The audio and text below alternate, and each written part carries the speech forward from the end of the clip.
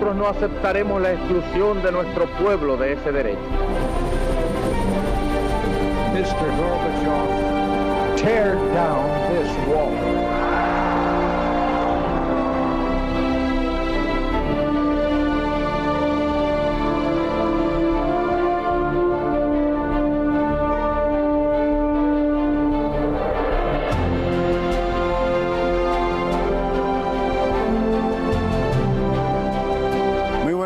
Señoras, caballeros, bienvenidos a Tiempos Modernos.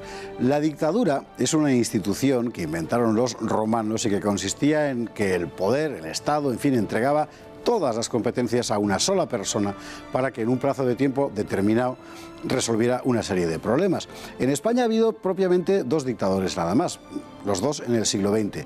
Franco fue uno y el otro, antes que él, fue Miguel Primo de Rivera. Una dictadura tan singular que con frecuencia se la llama dictablanda.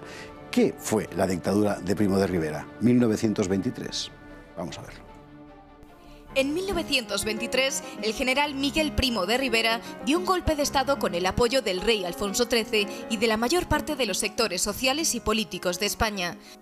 Aquello significaba el final del sistema de la Restauración, ese turnismo de conservadores y liberales que regían nuestro país desde el último tercio del siglo XIX. Se abría una etapa nueva.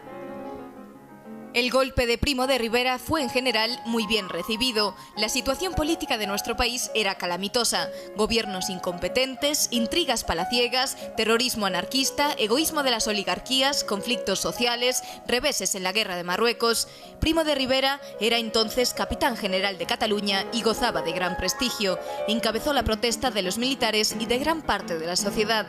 El 13 de septiembre de 1923 hizo público un bando en el que reclamaba el poder para poner orden en España y librarla de los profesionales de la política. Era un lenguaje que recordaba al regeneracionismo de Joaquín Costa y a su cirujano de hierro. El rey Alfonso XIII, sin duda influido por el éxito de modelo dictatorial de la Italia de Mussolini, nombró a Primo de Rivera presidente del gobierno, un directorio militar que daba al frente del país. Inicialmente, la dictadura gozó del respaldo no solo de la derecha, sino también de los nacionalistas catalanes conservadores y de los socialistas del PSOE, que ocuparon cargos de responsabilidad en la administración. Ese apoyo durará hasta que el general decida crear su propio partido, la Unión Patriótica, e incluso intente institucionalizar su régimen a través de una constitución. En ese propósito iba a contar con auxilios de primer orden, como Calvo Sotelo, Maeztu o Pemán, pero el intento le granjearía la hostilidad de las izquierdas y de un amplio sector del propio ejército, con una intempestiva insurrección corporativa del arma de artillería. Aún así, y en buena parte gracias a sus éxitos en el campo económico y a la resolución de la guerra de Marruecos con el desembarco de Alhucemas, la dictadura de Primo de Rivera se prolongaría hasta enero de 1930, cuando el propio rey Alfonso XIII, empujado por su camarilla, forzó la dimisión del general. Su caída terminaría arrastrando al propio rey y a la monarquía. Primo de Rivera tendrá que salir de España y morirá en París, deprimido y enfermo. Don Luis Togores, muy buenas noches. Muy buenas, doña. Bienvenido una vez más a Tiempos Modernos. Bueno, habrá que empezar explicando que efectivamente Miguel Primo de Rivera dio un golpe de Estado, pero era un golpe de Estado que el propio Estado le había empujado a dar. Sí, el rey en cierta forma le incitó. El sistema de la Restauración, que era el turno ese pacífico de partidos que venía desde el año 76. Desde 1876. Es decir, desde la época de Canals, la verdad es que ya se había ido perturbando y realmente al final no tenía ningún sentido. Y luego además estaba el tema de la guerra de Marruecos, el terrible desastre de Anual, donde se empezaba a cuestionar la monarquía y todo el sistema. Entonces Primo de Rivera es llamado en esa especie de golpe de Estado de opereta para que desde Barcelona, es decir, un capitán general de Cataluña, capitán general de Cataluña, venga, que recordar, como Prim, claro. venga a salvar España. Entonces él se hace cargo de la dictadura, una dictadura que además el golpe llega sin ninguna violencia porque prácticamente la oposición se le dice que no se oponga y prácticamente todos los poderes fácticos del Estado estaban a su favor. Los poderes fácticos y algunos no fácticos, es decir, conservadores y liberales y tal, digamos, se quedan quietos y el propio Partido Socialista lo acoge con, en fin, benevolencia, porque además le viene muy bien para quitarse a los anarquistas del medio, que era su competencia en el campo sindical. Bueno, ¿no? es que el Partido Socialista no era nada.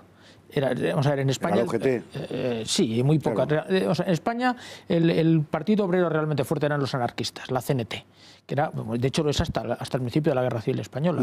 Y entonces lo que hacen los socialistas es que juegan la base de la dictadura de Primo de Rivera para convertirse en cierta forma, puede parecer una tontería lo que digo, pero en el sindicato oficial de la dictadura y surgir como un partido y un sindicato verdaderamente fuerte. Es entonces cuando Largo Caballero, entre otros, entra dentro de los, ¿cómo se llamaba? La Secretaría de Trabajo, una cosa semejante. Sí, los comités paritarios, todo ese sistema de sindicalismo, vamos a llamarle vertical, ¿no? Que luego será el de Franco, que se construye con la dictadura, con el apoyo claro del socialismo español. La política de Primo de Rivera, desde el punto de vista retórico, quiere ser regeneracionista, es decir, quiere entroncar con esa crítica regeneracionista de finales del siglo XIX. En realidad era más retórica que otra cosa. Pero las ideas de Primo de Rivera, sin embargo, en materia de, ¿cómo decir?, de estado de obras, que diría Fernández de la Mora, sí que eran muy nítidas. Él fundamentalmente quería construir. Él hace, yo creo que dos cosas fundamentales en ese sentido. Uno, crea toda la red de carreteras españolas, la red, ahora que tanto se critica, esa radial con centro en Madrid, cuando uno sale un poco de las grandes autopistas y se va por una carretera de tercera, son de la época de Primo de Rivera. Antes prácticamente no había carreteras. De ahí ese sistema durará hasta que empiece Franco con las autopistas. Y luego hace otra cosa muy importante, que es uno de los motivos que se ganan los enemigos, es que Calvo Sotelo, ministro de Hacienda, hace un sistema de Hacienda, digamos, impositivo donde los ricos empiezan a pagar.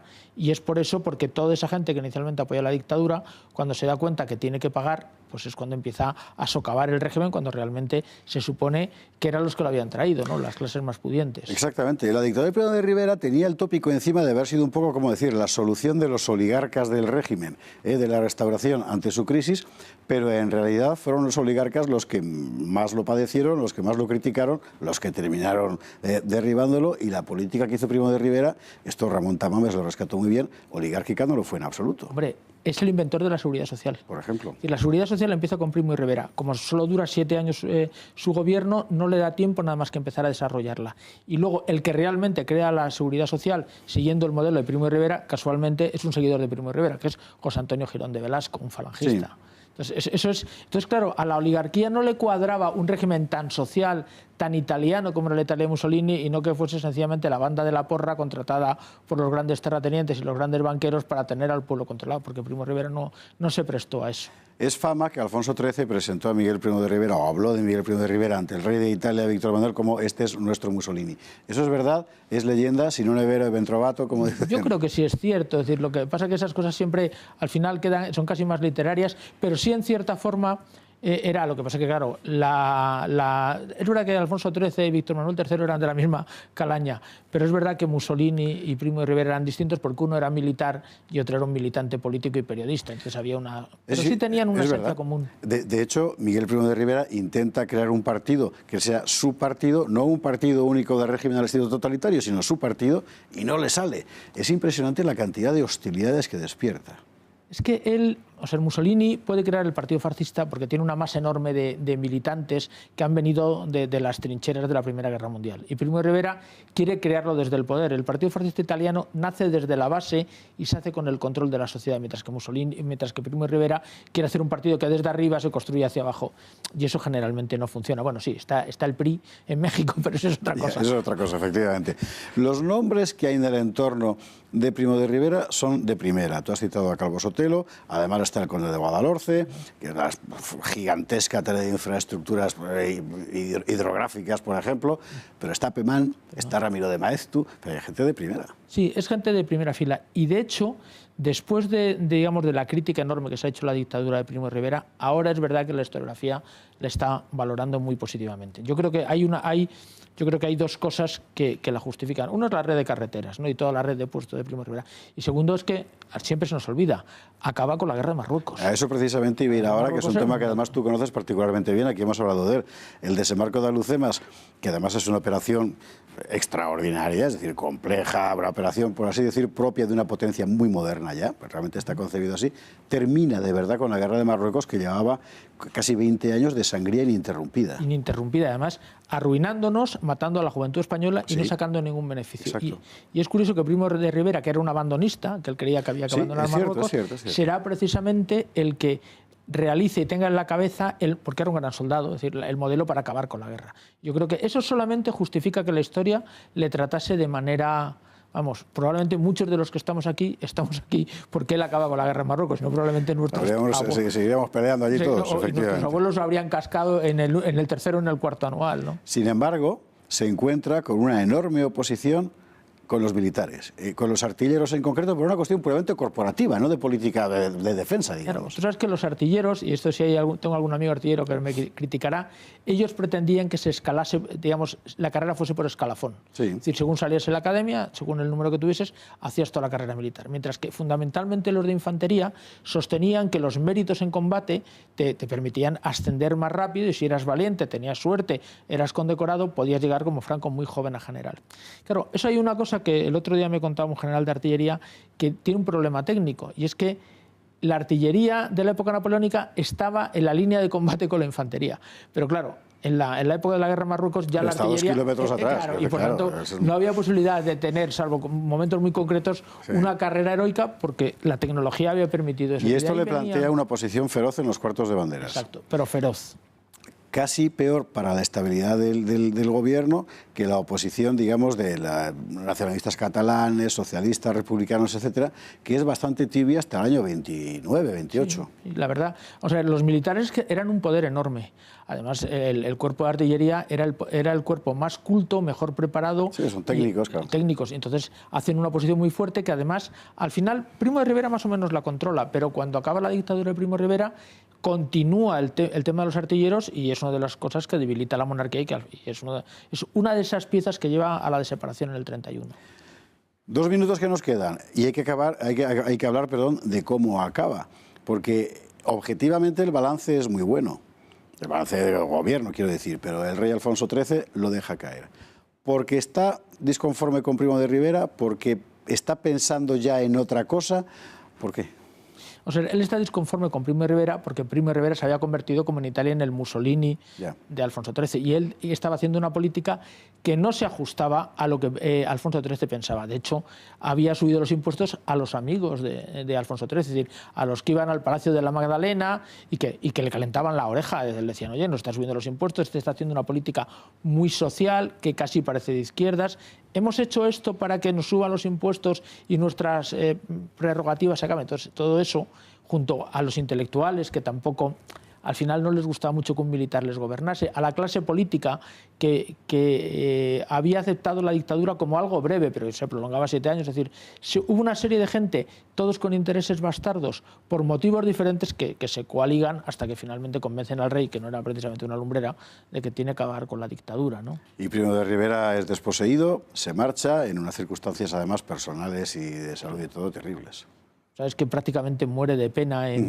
Yo creo que hay dos figuras que a mí me parecen especialmente significativas. Son Primo de Rivera y Largo Caballero, que son 2 españoles a su manera, que los 2 mueren en el exilio, abandonados por los suyos y prácticamente de pena. Y ninguno de los dos, uno no es reivindicado por la derecha y el otro no es reivindicado por la izquierda, pero son figuras... Es verdad. Que los 2 mueren ahí, abandonados en París. Es una buena comparación, sí, señor. Ni uno ni otro. La verdad es que la dictadura al final tiene yo creo que tiene un saldo positivo, ¿no? Don Luis Togores, muchísimas gracias. Muy buena, señor Esparza. La dictadura de Miguel Primo de Rivera, 1923-1930, mucho más importante para la historia de España de lo que normalmente se cree. Gracias, Luis, y gracias a ustedes. Muy buenas noches.